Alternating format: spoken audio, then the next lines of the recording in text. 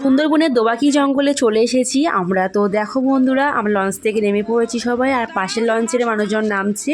স্বাগতম দোবাকি ক্যাম্প।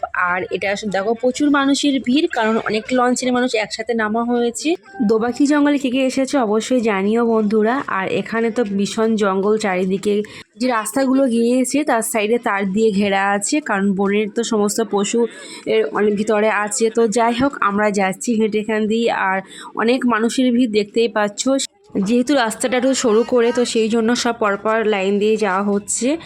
আর একটু কম মানুষ থাকলে আরও ভালোভাবে দেখানো যেত। তো যাই হোক, যতটা পেরেছি তোমাদেরকে দেখিয়েছি আর আমরা দেখালাম। তো যাই, তারপরে দেখো এই তারের ভিতর দিয়ে সুন্দর মানে একটা মাঠ আছে, আর ফাঁকা জায়গায় বেশ ভালো লাগছিল এটা দেখে। অনেক রৌদ্রও ছিল, আর ঠান্ডার সময় এই রৌদ্রে বেশ হাঁটতে খুবই ভালো লাগছিল। আর দেখো, আমি একটু দেখিয়ে দিই আমাকে। আর আমি হেঁটে হেঁটে আসছিলাম আর দেখাচ্ছিলাম। তো আমার মেয়েটা ওর পাপার সঙ্গে আছে, তো আমি একা একা হেঁটে যাচ্ছি। আর যেহেতু রাস্তাটায় সরু, ওই জন্য ওকে নিয়ে আমি হাঁটছি না। তারপর একটু ঘুরে ঘুরে তোমাদেরকে দেখালাম। তো এখান থেকে যাওয়ার পরে দেখো একটা সুন্দর একটা হরিণ তোমরা দেখতে পাচ্ছ, জুম করে তোমাদেরকে দেখাই। দেখো মানে ফাঁকা মাঠে জাস্ট কোনো তেমন ঘাস হোক তেমন নেই, তো সেখানেও কি খাচ্ছিল। আর এই হরিণটা তো দ্বিতীয় একটা হরিণ, এটা হলো খুবই সুন্দর একটা হরিণ। দেখো, আর চুপ করে দাঁড়িয়ে আছে। অনেক পশু পাখি মানুষের দিকে পালিয়ে যায়, বাট দেখো আমরা উপরে সব দাঁড়িয়ে দাঁড়িয়ে দেখছিলাম, কিন্তু একটুও নড়ছিল না, একভাবে জাস্ট তাকিয়েছিল। এই দৃশ্যটা খুবই ভালো লেগেছে। বাড়ির যেমন পোষা পশু পাখিগুলো যেমনভাবে থাকে, ঠিক তেমনভাবেই ওরা দাঁড়িয়ে দেখছিল।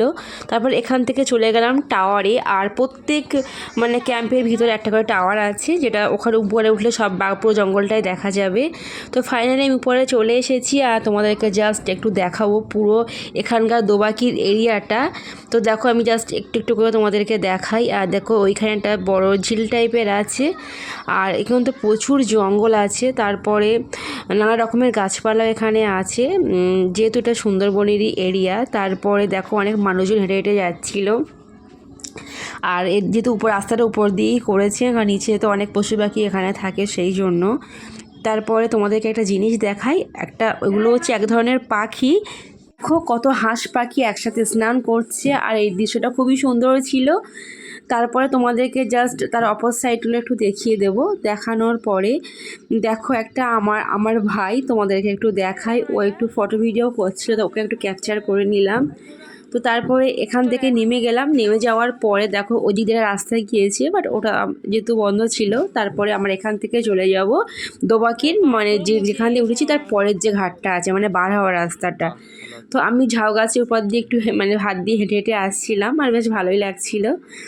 তারপরে এখান থেকে চলে যাব, কিন্তু সামনে অনেক মানুষ আছে, কারণ খুবই ভিড় ছিল। অনেকটা লঞ্চের মানুষ একসাথে নামলে আর কি যা হয়।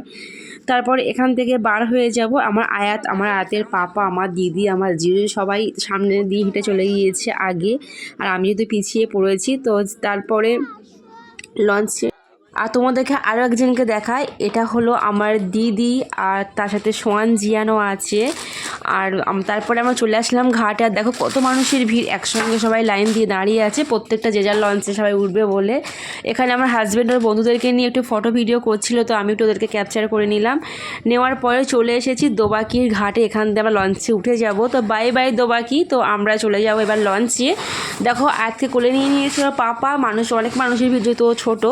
তারপরে ফাইনাল এক এক করে সবাই লঞ্চে আমরা উঠে যাব। তো দেখো, আমাদের লঞ্চ চলে এসেছি, আর আমরাও ফাইনালি উপরে উঠে গেলাম। তো আজকে এই পর্যন্ত। সবাই ভালো থেকো। আর একটু তোমাদেরকে দেখিয়ে দিই, দেখো প্রত্যেক মানুষ লাইন দিয়ে নামছে ঘাট দিয়ে, কারণ অনেক মানুষের ভিড় ছিল।